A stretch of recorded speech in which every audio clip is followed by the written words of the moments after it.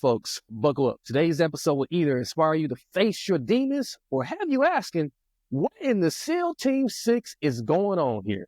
We're diving into a story of a man who's been through hell, backflipped over rock bottom, and still came out teaching young men how to be warriors in life without the camo or the combat boots.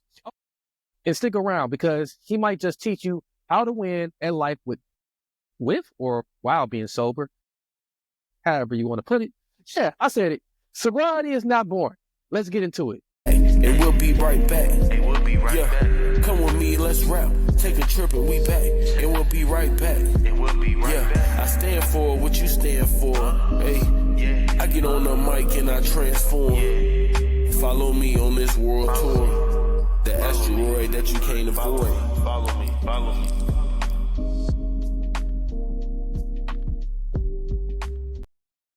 Welcome back to the Transform You Live show, the podcast that's all about helping you unlock your full potential through transformative stories, insightful conversations, and a touch of humor here and there. I'm your host, as always, Marcus Hart, and I'm here to guide you on this journey to becoming the best version of yourself. Today, we have a true legend in the house, Thomas J. LeGrave Jr., former Navy SEAL, licensed clinical social worker, author, and the guy who can teach us all how to survive life's toughest battles. No matter what stage of life we're in, Thomas has always dedicated his life and career to help a young man overcome addiction, trauma, and the challenges of transition into adulthood, all while sharing the lessons he's learned from his own incredible journey. Let's just say, if you thought boot camp was tough, wait till you hear all about the inner work required to find purpose and resilience. Thomas, after all of that, welcome to the show. Thank you very much for that introduction. Quite impressive. I appreciate it. Well, thank you, Thomas. I'm actually more impressed than you are.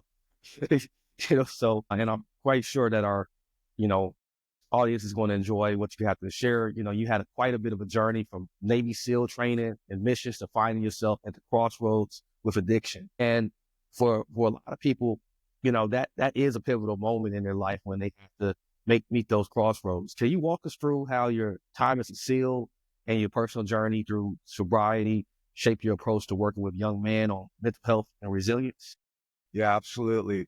The situation was, I went in the military at 19. I wanted to be a medic, so I became a hospital corpsman. And during boot camp, I found out that there was a program in the third week. You could go and test for what is SEAL training. And so I've always been up for a challenge. So I went and passed. So I found myself on the Silver Strand at BUDS, Basic Underwater Demolition SEAL Training. And I was in class 106. We graduated February 29th, 1980. And it opened me up to a world that I had no idea existed. To make it, to bring it about so that I can share with you what happened, how it happened, and what it is for us today. Was 9 years into my career, I ended up getting discharged for drug use from SEAL Team 1. And it was devastating. I was lost, I was confused, and I was severely addicted. So what I did was entered myself into a recovery facility, and it was a facility called Project 90. And so I spent 90 days breaking the physical addiction, but after that 90 days, I had no clue as to how to live life. Long story short, I ended up finding my way into working with adolescents. I took a job at a adolescent recovery facility so that I could learn from these youngsters that were the age when I started, and I could see and understand as they made the breakthroughs to finding their own inner strengths. And it was amazing. After that, I took a job at a Boys and Girls Club. That one was completely different. The age groups were different. The adolescent recovery facility was 13 to 17, Boys and Girls Club 6 to 18. And it was, again, just being able to interact with youth to see how I could have a life outside of what I experienced in the military, knowing full well I was never going to be able to go back. And through them, I came to understand that I had a gift when it came to working with youth. So I've dedicated my life to bettering myself so that I can be there in a way for our youth, which today are experiencing such overwhelming mental health issues, with depressions, anxieties, suicidal ideation. So this is what has driven me to attain all the insights, because I did not want to have a young man or a young lady come to me with a problem that I didn't have an answer for. I went and got the education so that I could thoroughly understand what it is to be there in a way that you're giving the right kind of information for the individuals that are standing before you, and usually in broken down, crying. And it's in those moments that I'm forever grateful that I chose this path so that I could be there for these youth at this time. I definitely want to talk about our young man today, and I really feel like they got it much rougher in a different way than previous generations, especially, Carl was younger. And from your experience, what is the most pressing mental health and addiction challenges they face, especially those who have military aspirations or backgrounds? Perfect. So when it comes to youth and what they're experiencing today, it's societal pressures and the pressures from family, that how we grew up and where we're raised. I have written a book so that I could share the story of my experience with youth. And in it, I tell the story of how today in our society, in the adult realm, we are experiencing anger and resentments in ways that we have never in our past in this way. And the problem with that is when adults won't communicate with each other, when they won't compromise with each other, they shut down. And that is the example that we are sharing with our youth. And this group of youth today is more intuitive than any other group that has gone before them. And when they look to see, because whether it's you or I or with a youth today, we're not educated by what our parents or our mentors or our guides tell us. They learn from watching us in our behaviors.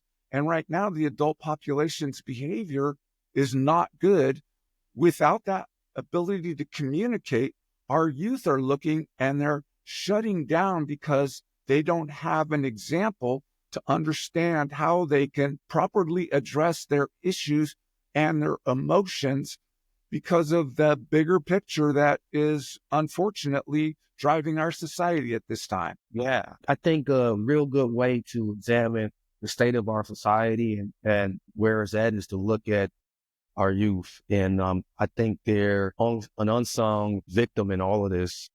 And it's not enough highlight on it because of like you said, what the adults are doing. There's so much polarizing stuff and divisiveness going on. And it's just about every group it's like they're clashing against each other.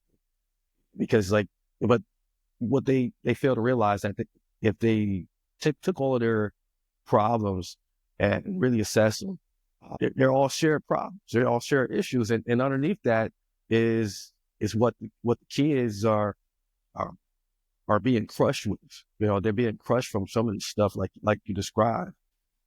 I was wondering if our boys don't get examples. I recall the movie called The Lost Boys. We saw how that turned out. Are we going to see more of that? Yes. Here's the thing is, from my transitions from being an adolescent to the adult I am today, I have all the experience to look back to see what did I have that we don't necessarily have right now. And I found that what we're missing is a rite of passage. Today, when you go from adolescence to adulthood, you're left to your own devices. And we do not guide our youth in explaining and holding accountable for them to act and understand what it is to be a man, an adult in our society. And looking back in my youth, I had this thing that was called Why Indian Guides. It was an Indian essence kind of program, and then ended up transitioning into the Boy Scouts. These are all rites of passage.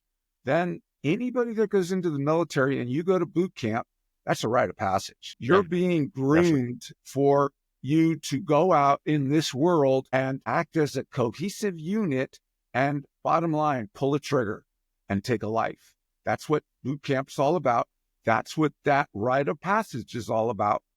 Now, add on top of that, I go to BUDS, Basic Underwater Demolition SEAL Training. It's a 6-month program where every day you're being tested to see if you will quit. You're being guided by mentors, by guides, by instructors, and they are never asked us to do something that they weren't capable of doing themselves. And so what the essence of that was, they wanted us to quit. They did not want somebody that got through training that wasn't of a certain type of individual. So it was a battle every day, being physically, mentally, emotionally challenged in a way that they wanted to see if you would break or if you would rise above it. So with that said, I took that lesson, and in BUDS, the easiest thing you can do is quit. There's a bell. Yeah. You ring that bell and it's done. And so for those who graduate, at the very end, you ring the bell and move on to a SEAL team. So what I was able to take when 9 years later, I got discharged for drug use and I was devastated, I still had that insight, that knowledge, that peace that I'm not going to quit. And I reversed it. I'm not going to quit not using drugs. I'm not going to quit not using alcohol. So it was flipped, but I still did not understand my past and understand who I was. And that's where the youth came in. And in working the adolescent recovery, working with the Boys and Girls Club, what I recognized was it lacked a rite of passage. And it is that I created a nonprofit called Honor Bound Academy.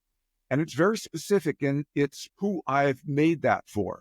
It's for youth that are 18, 19, and 20 that are transitioning from adolescent to adulthood. And it was what I came to understand was the missing link or the missing piece that our youth today don't have. And if we can bring it to them, it resolves so many of the issues. And, I was thinking, as you were talking, I was thinking about like when I went in as a 17-year-old, enlisted into the Army, and I went through boot camp, and how you are pushed past limits you thought you had. And the whole point of that is to, both break you, but also rebuild you up so that you can look back and say then like, hey, these drill sergeants that were grilling me, it's not that they didn't, they went through it too.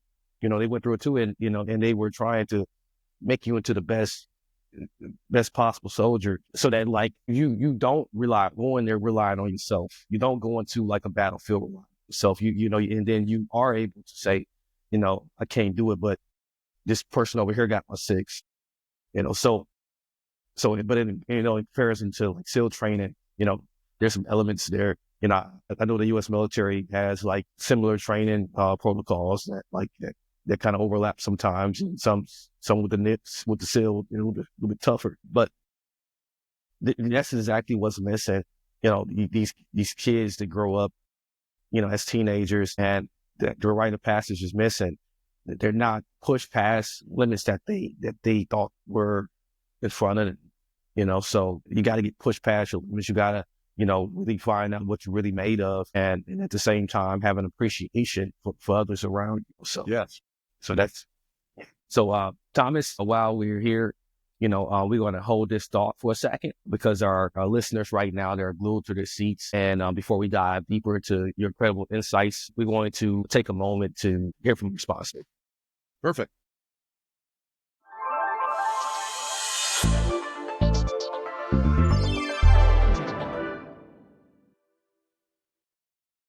Everyone, quick break. We'll be right back with today's special guest to discuss how you can take action and support this incredible initiative. But before we go back, have you ever felt like there are just enough hours in a day to conquer your goals? Are you drowning in carbs and struggling to lose weight? Well, listen up, because Cato Trust has the answer.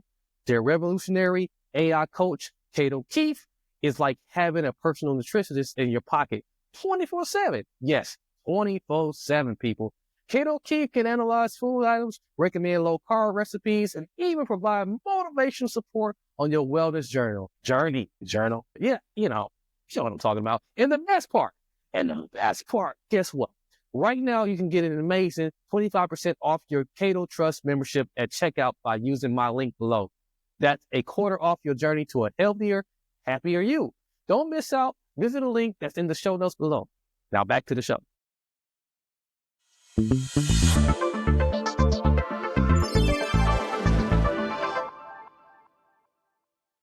Okay, we're back, everyone. Thank you for joining us and continue to rap with us as we talk with the great Thomas LeGrave Jr., Navy SEAL and clinical specialist in the mental health field. And so, you've spoken a lot about rites of passage just on the other side here in the ways of a war.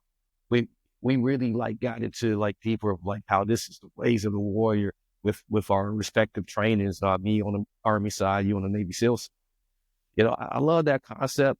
It's like the ancient wisdom wrapped in art and practicality. How do these traditions contribute to mental health and self-understanding in a young man? You know what? That it's critical because it's a shared experience too. Your rite of passage, you're not doing this alone. It's done with a group and you're being bonded together. And those bonds from our military experience, I still have the friendships that I made in the military to this day. Yeah. Decades later, I still stay in touch. I still communicate. And when you've got a shared experience, those are the people that are different than all the rest of your friends. Your friends are important.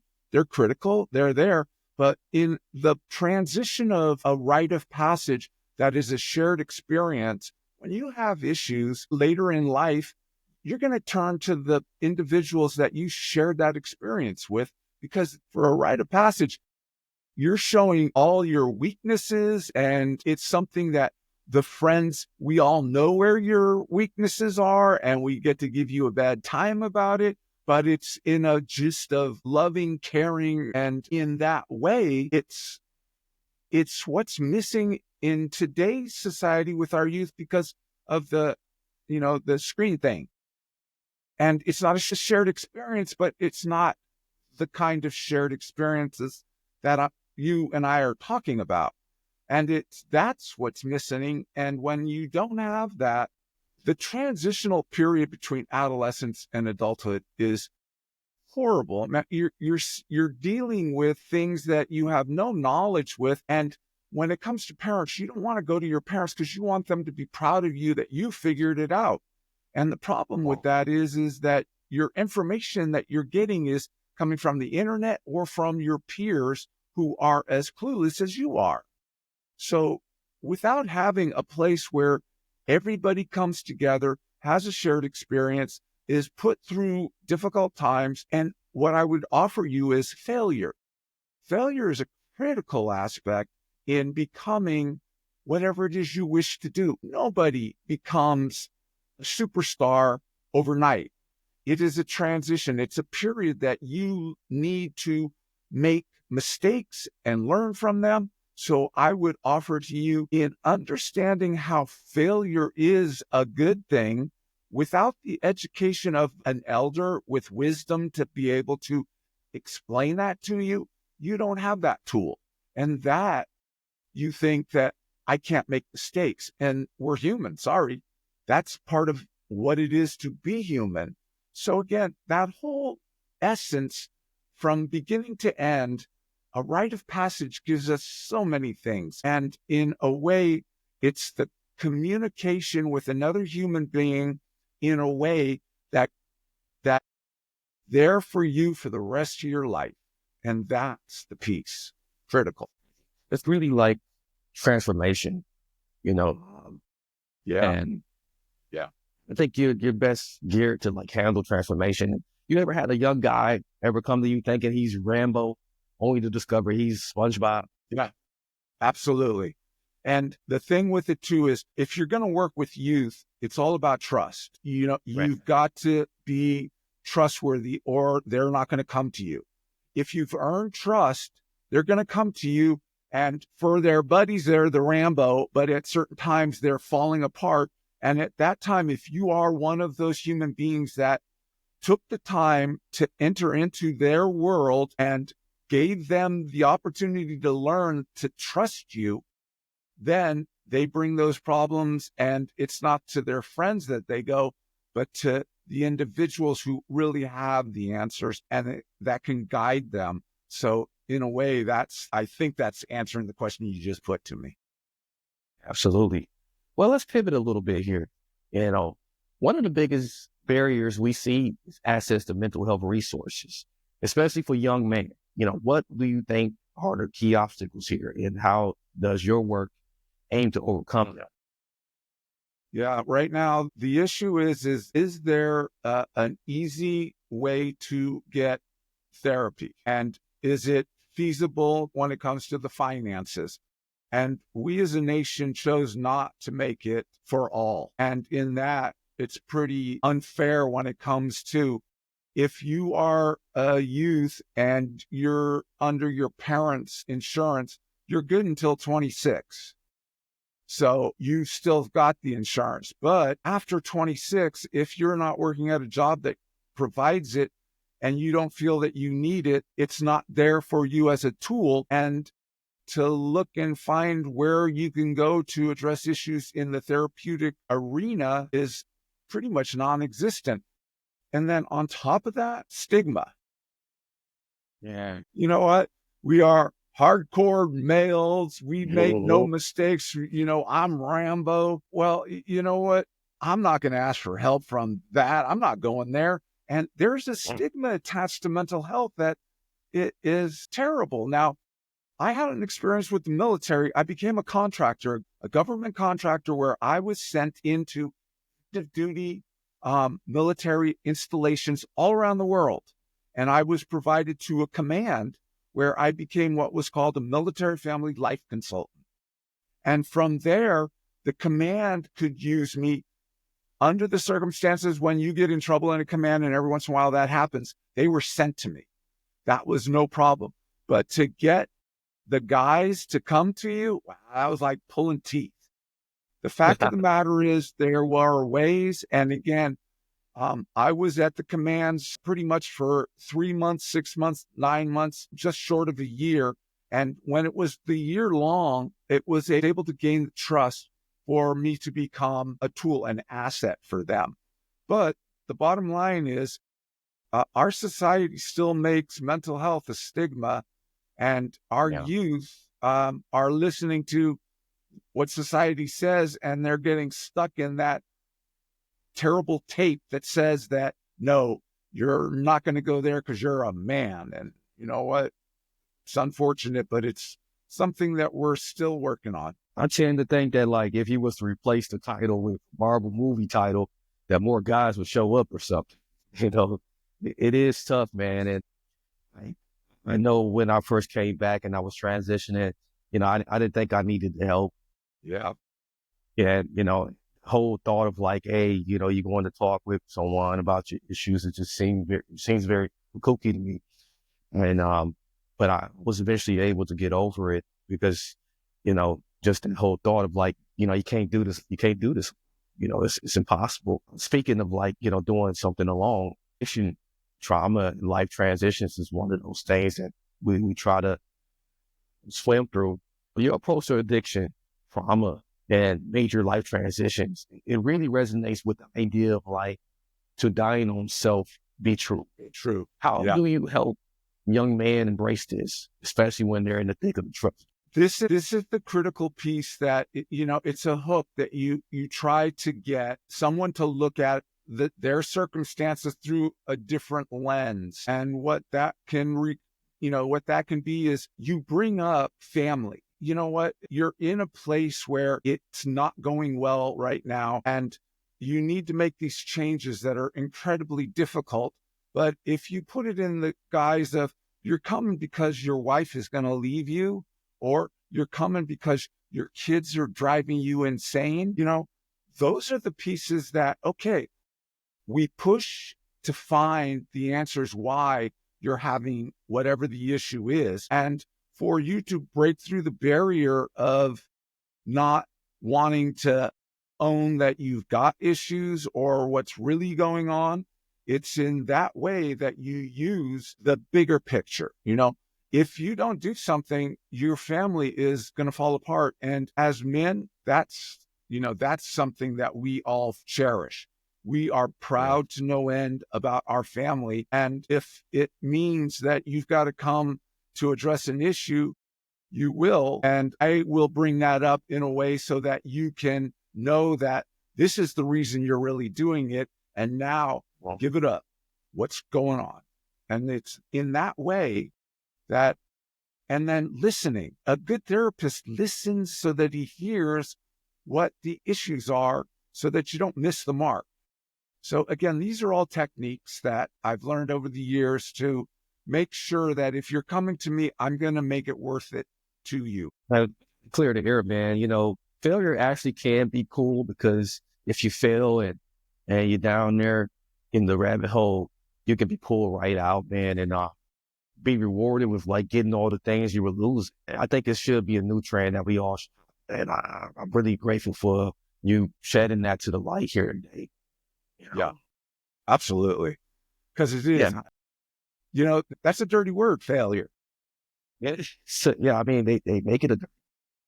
Yeah, and here's the fact. I'm sitting here as a product of my failures, not my success. Mm-hmm. When I succeeded, what did I learn? I'm good or I'm lucky. When you fail, you got something that you can work on. There it is. You can't deny it anymore. If you want to, you want to be number one at whatever it is, and you lose the battle and you're number 2, 3, or 4, and you want to sit there, okay, whatever.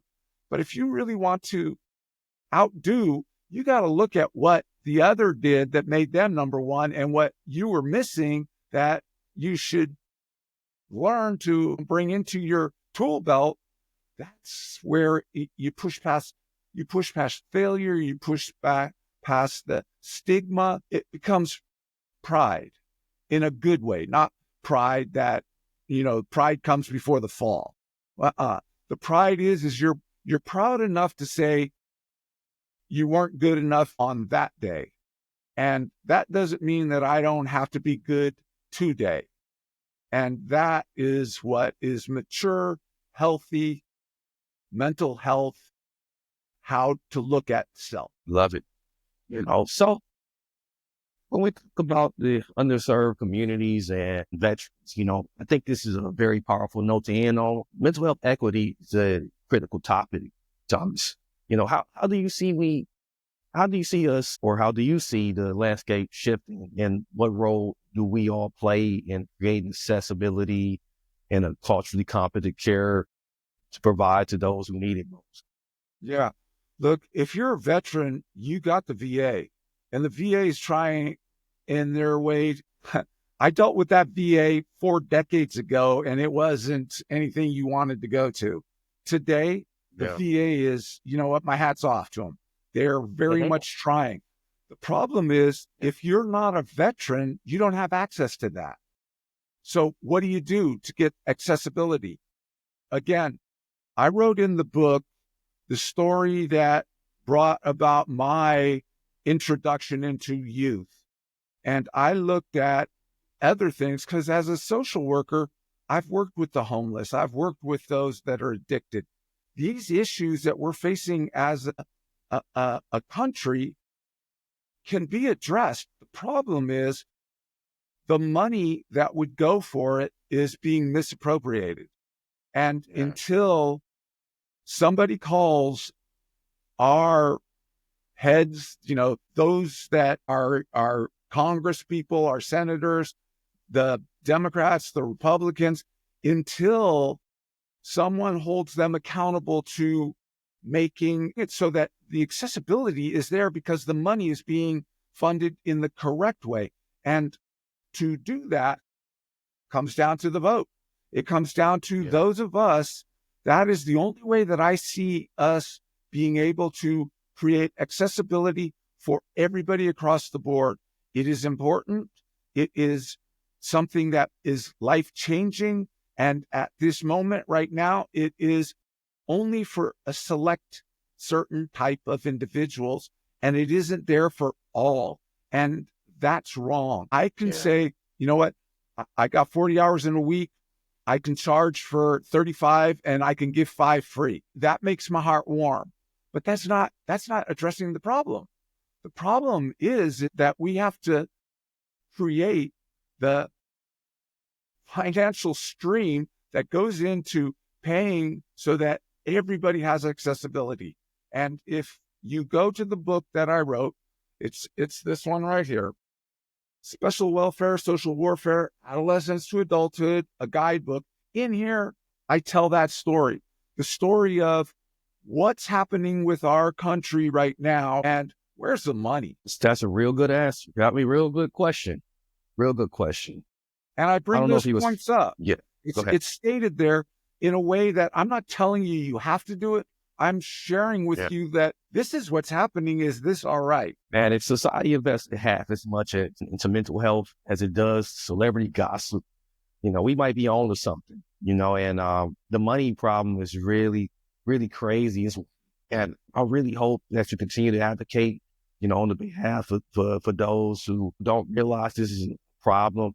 I really hear the passion, fire, and the way you speak about it. And your book is going to be a real good companion tool for anyone who's trying to really understand this thing and navigate to it. Where can we find the book, Thomas? Yeah, that's perfect. Thank you. My nonprofit is thehonorboundacademy.org. All one word, thehonorboundacademy.org. And in there is the book, but it's also my story. I do blogs in there that explain what I'm looking at through the eyes of the social worker. There's also the various platforms of Facebook and LinkedIn. All of those are there where you can tap into it. And I've had it so that it's universal. No matter where you go, you have the ability to understand what it is that I've seen, what I'm seeing, and what I'm suggesting as far as what can be done. And in there, all the things that I have accomplished in my life are in a place so that you can look, because you know what? I got to prove that my word is my bond. And this is the way I do that, with you giving me the opportunity to reach out to your folks to say, look, I'm not asking you to trust me. What I'm asking for is the opportunity to earn your trust. If you want to find out, thehonorboundacademy.org is my website. It's me. You can judge me. You can, acknowledge me. You can slap me on the back or pop me upside the head. It's all there. Well, Thomas, this conversation has been an absolute masterclass in resilience, purpose, paying it forward. I thank you so much for sharing your wisdom today. The story with us today is truly inspiring, brother. And to everyone listening, don't just take notes, take action. Whether it's supporting a young person in your life or taking that first step toward mental health and healing, you got this. And remember, failure isn't the end. It's just a pit stop on the way to greatness. And as always, thank you for tuning into the Transform You Live show. Pick up that book and visit Thomas's website. That would be in the episode description below, somewhere to the left or the right. And be sure to subscribe, leave a review, and share this episode with someone who needs to hear it. Until next time, many blessings, peace, and lots of love. See ya. I stand for what you stand for. I'm at your door like the landlord. I can see the future, I fast forward. I get on the mic and I transform. Follow me, I'm in rare form. Follow me on this world tour. The asteroid that you can't avoid.